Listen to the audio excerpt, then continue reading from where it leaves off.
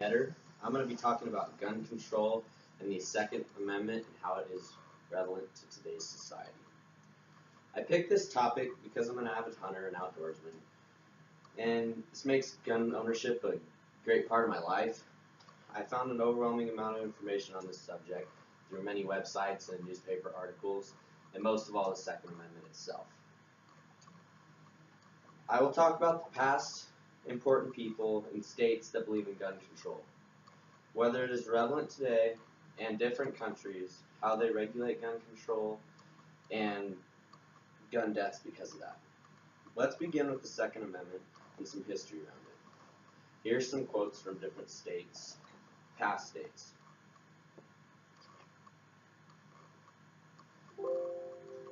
First of all, here's what the Second Amendment states. A well-regulated militia being necessary to the security of a free state, the right of the people to keep and bear arms shall not be infringed.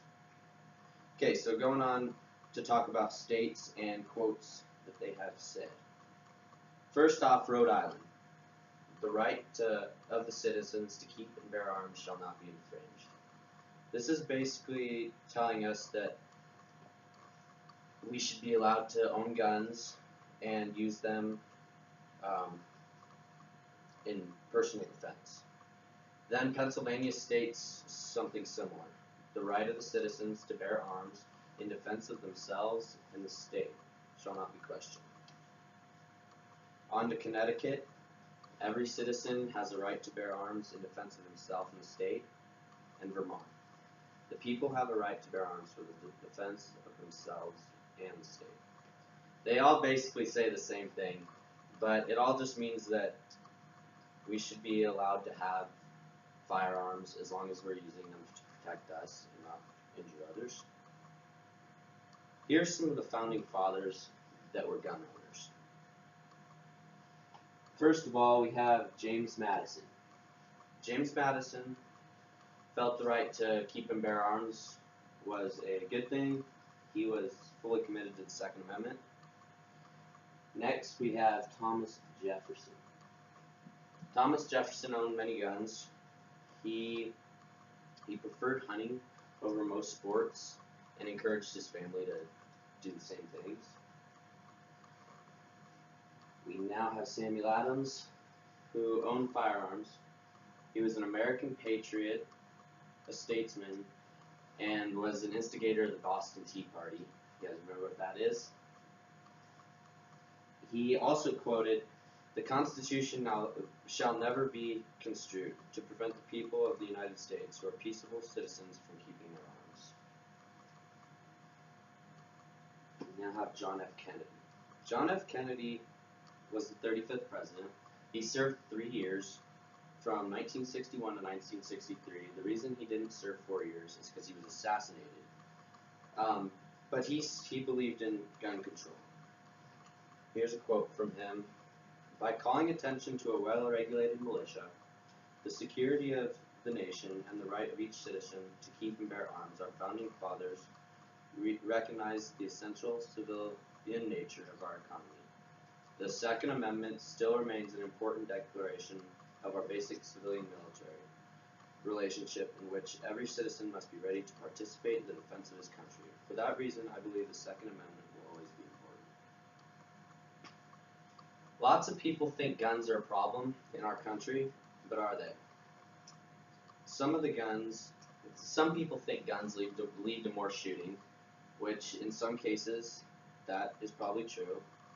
But if we take them away, it's not really going to lead to anything better. There's always going to be bad people smuggling them into our country from other countries, so we're never going to be able to fully take them away. All it's going to do is leave the innocent civilians or Americans kind of desperate for guns if we did get into any sort of attack and needed them. As many people know, guns don't kill people, people kill people. We have talked about guns, how guns can help protect people. Now let's take a look at some countries and how gun control affects them. In Canada, in 2003, the violent crime rate was 475 people per 100,000. And in America, there was 963 per 100,000. It just goes to show that Canada had a lot more deaths compared to us. And if you guys didn't know, Canada is much more strict in their gun control.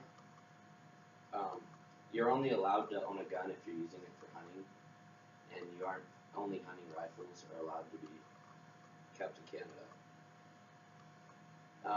Civilian gun owners in Canada is about 31 guns per 100 people, opposed to America where we have about a gun per person in America.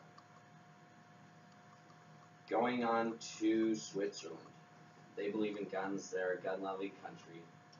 If you walk around Switzerland, you'll see a lot of people carrying guns. And in 2010, there were only 0.5 gun homicides per 100 people. That's a big difference even compared to us. Guns are not always the problem. If more people carry them, we're going to have a less chance of other people being attacked and stuff like that. Okay, we have talked about gun control in other countries. Now let's revisit what we just talked about. After speaking of these main points, we can safely say that firearms have been a great part of our American heritage, whether they're being used for hunting or self-defense. This topic relates to me because of our love for the sport of hunting, and I will always have a gun around for self-defense. This doesn't mean I take them lightly. I merely want to keep my family safe and myself safe. You've seen this great information on the topic, and I hope you now see that guns are an important part of our American heritage and present day America.